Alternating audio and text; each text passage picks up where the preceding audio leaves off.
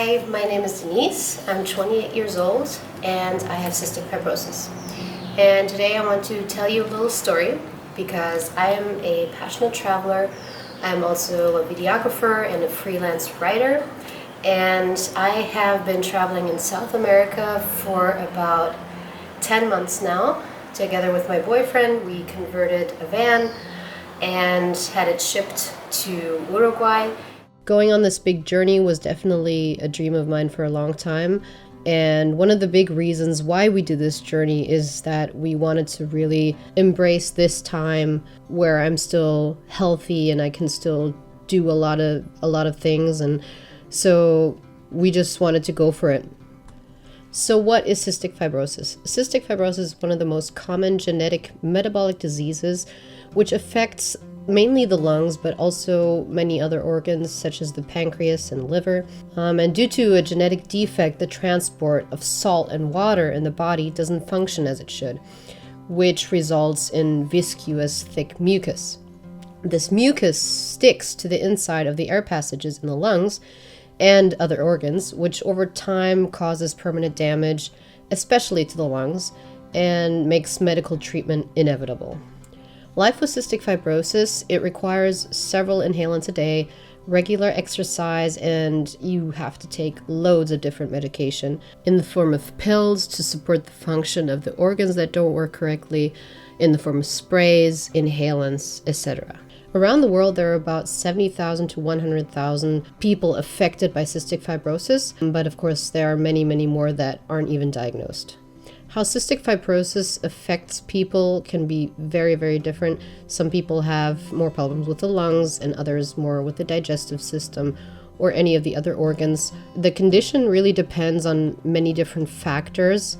In just a moment, you're going to find out a little bit more about cystic fibrosis and how it affects people around the world. Well, before we came to this country we're in right now, which is Peru, I was very interested in finding out about cystic fibrosis in Peru, as well as in some of the other countries we've been to.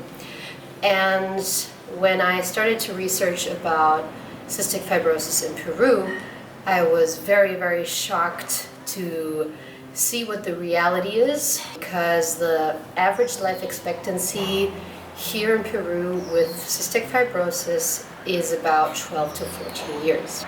It's very strange for me because in Germany, where I come from, the life expectancy has gone up rapidly through all the research and the very good care we have.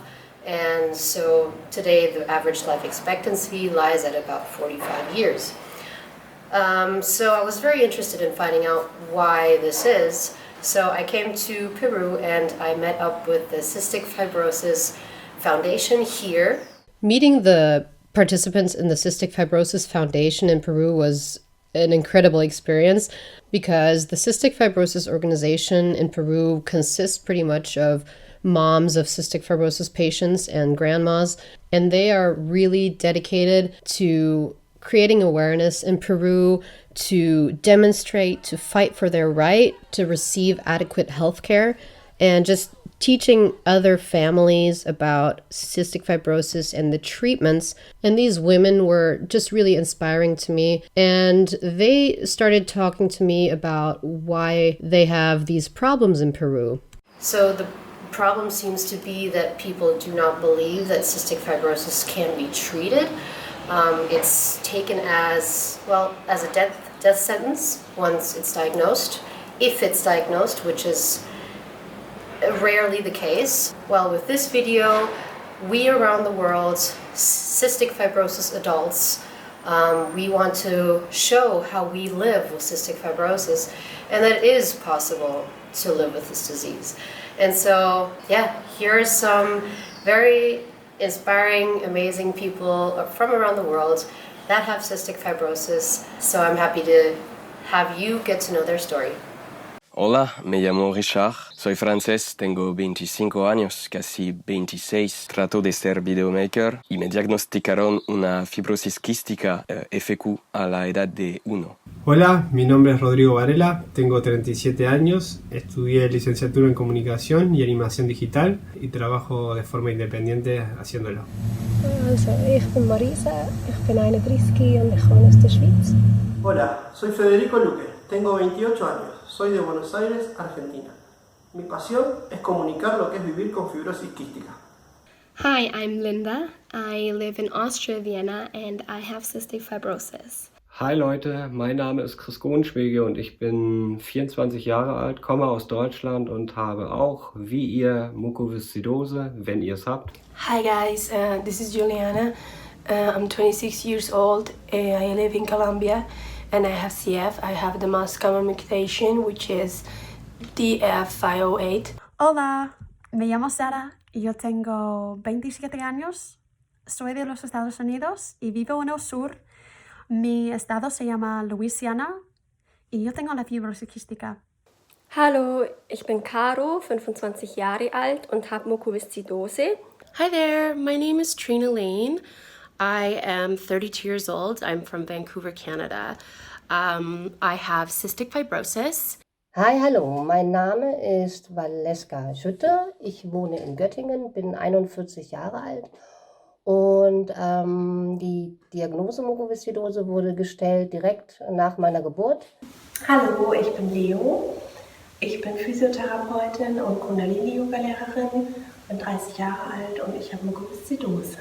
Hi, my name is Miriam. I am 31 years old. I'm originally from Brazil and I grew up there. I was raised there.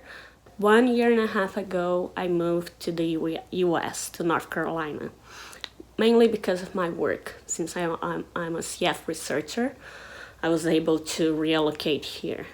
Hallo, mein Name ist Dirk Schramm. Ich bin Kinderarzt und Kinderpneumologe und seit über 10 Jahren mit der Therapie der Mukoviszidose vertraut. Ich arbeite in einem Zentrum für Mukoviszidose an der Universität Düsseldorf hier in Deutschland und betreue nicht nur Kinder und Jugendliche, sondern auch erwachsene Patienten mit zystischer Fibrose. Esta enfermedad me la diagnosticaron a los 7 años y sus síntomas son sudoración en exceso y pérdida de cloruro de sodio, presión en el pecho y generación de moco, la cual me genera mucha tos a diario. Para contrarrestar el avance de esta enfermedad, realizo un tratamiento nebulizado todos los días con antibióticos y también ejercicios respiratorios para poder expulsar estos mocos que tengo en los pulmones. I'm 23 years old now, and I would say that I live my life really independently, which is thanks to the treatments and medications I'm lucky to receive here in Austria, and that I have been receiving since a very young age, since my diagnosis at 3 months old.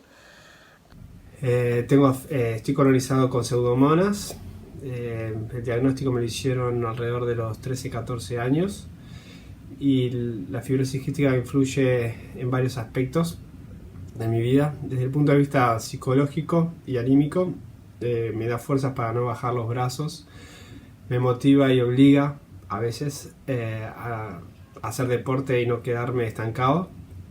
Me ocupa bastante tiempo los tratamientos y lo que me enseña a tener que administrarme y ser de alguna manera organizado. Die Muko schränkt mich im Alltag schon ziemlich ein.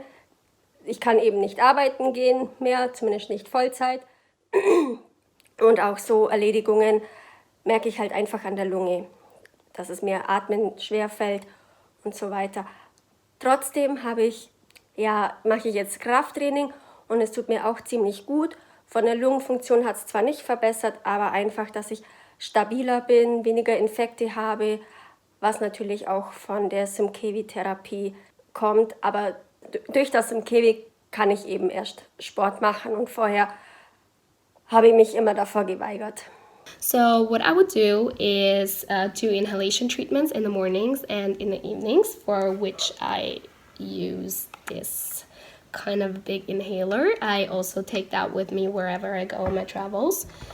And with that, I use Muco Clear to mobilize the mucus in my lungs. And I would also use Soltanol, which opens up the airways even further. It also comes in that form, little inhaler like that I can take with me wherever I go. And it's a real lifesaver for when I'm doing sports or going on a hike, stuff like that, or when I'm just having a really long and hard day and feel like I need a little push in between. So that really helps in everyday life. And since February, I've been taking a really new treatment that's called Sumdeco. It's a combination therapy, and it consists of taking Sumkivi in the morning and Kalideco in the evening. And thanks to this treatment, I've been able to improve my lung function quite a bit. Before I started this treatment, my lung function would be at around 55% when I didn't have an infection, and I would experience quite big drops down to 45% when I had infections. And since I started this treatment, my lung function has been quite stable at around 63%. No matter if I don't have an infection or if I do have an infection. So that's a real improvement.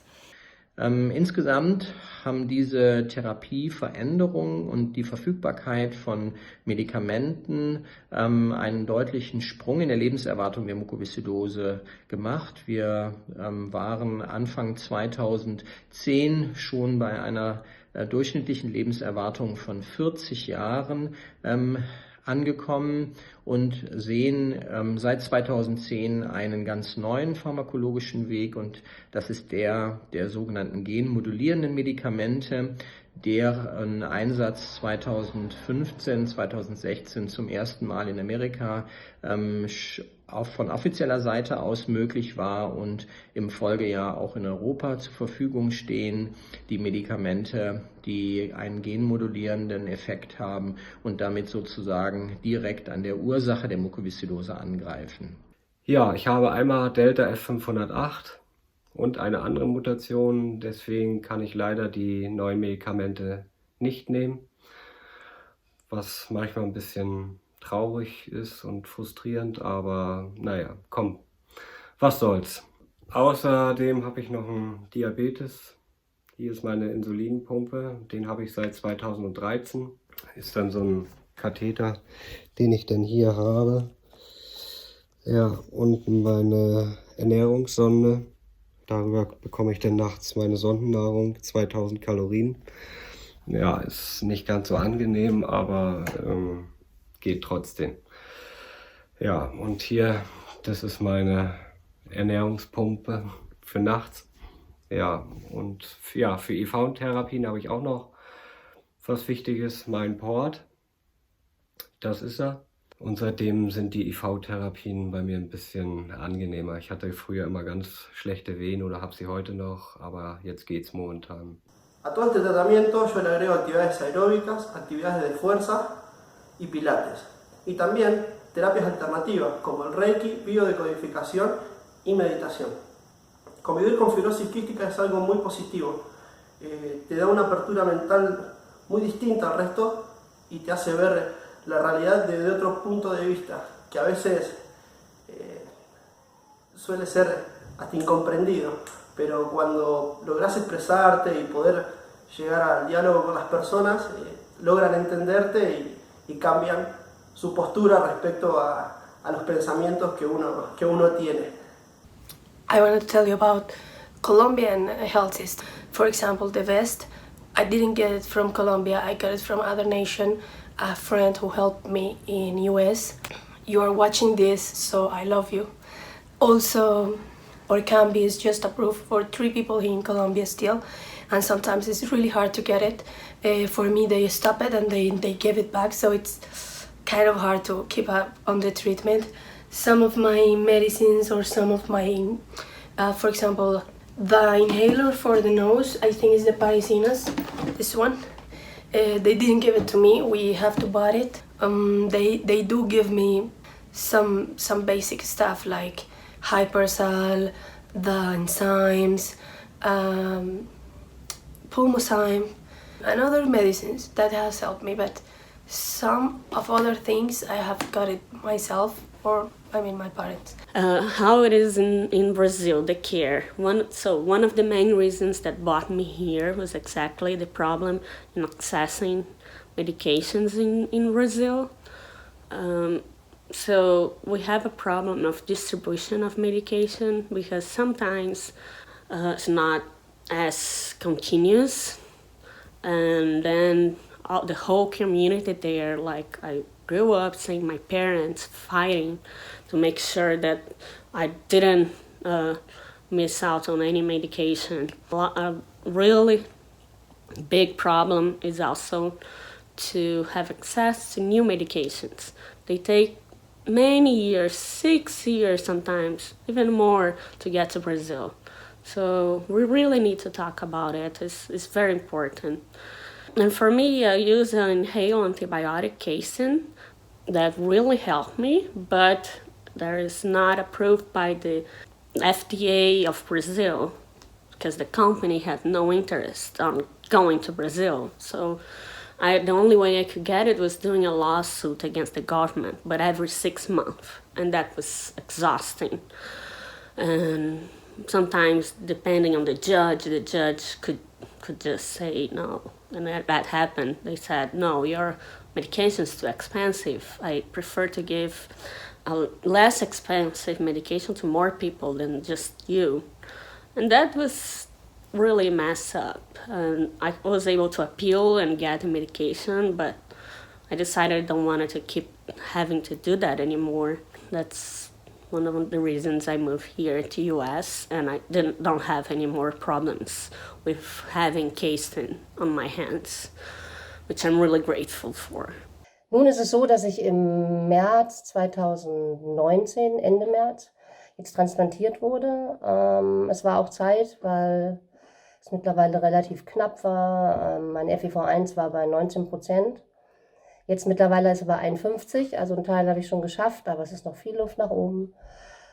Es ist wirklich wie ein neues Leben. Es war hammerhart, es ist eine hammerharte Zeit, es ist nichts, was man beschönigen kann. Und trotz allem muss ich sagen, dass ich es jederzeit wieder machen würde, tatsächlich, weil ich einfach so viel gewonnen habe. Ich kann als allererstes wieder mit meinem Hund rausgehen, ohne dass mir die Luft nach 2 Minuten ausgeht. Ich brauche keinen Sauerstoff mehr, ich brauche keine Beatmung mehr. All die Dinge, die mich im Alltag eingeschränkt haben. Ich habe einfach keine Todesängste mehr, ganz klar. Es war ein ganz, ganz klarer Gewinn an Lebensqualität, an Freude, an endlich mal ein bisschen mehr Unbeschwertheit, ganz wichtig. I was diagnosed at 6 months old, and in 1987, that was a death sentence. They told my parents that I probably would not live to see my 12th birthday. Growing up with cystic fibrosis in Canada was definitely best case scenario. I always had availability to have my medical needs met. A lot of medications and therapies. Going into my 30s, I started getting much sicker. I started getting these crazy lung bleeds where I would just randomly start coughing up tons of blood, and I was losing lung function, about 10% lung function every year.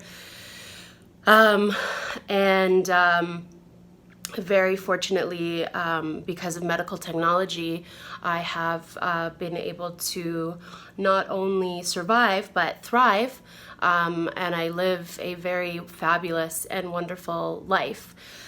In September 2018, after about 4 months stint in hospital, I was asked by the medical team at St. Paul's Hospital research department if I would be part of a drug study. The study was for a drug that has just recently been FDA approved. It's called Trikafta. The drug basically works on a cellular level. It changes the CFTR protein in the body. So over the last year, my body has stopped producing cystic fibrosis mucus and now produces normal, virtually normal mucus. So even though these are the pills that I've been traveling with, I have never been healthier in my life. I've gained back about 23% lung function and gained about 20 pounds.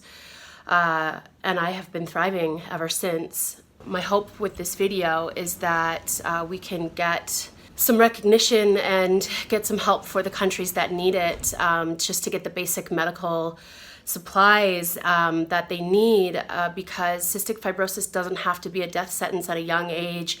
And with a drug like Trikafta coming out, you know, if started young, these kids could live virtually completely normal lives. The earlier you're on it, the less damage that's done to your body.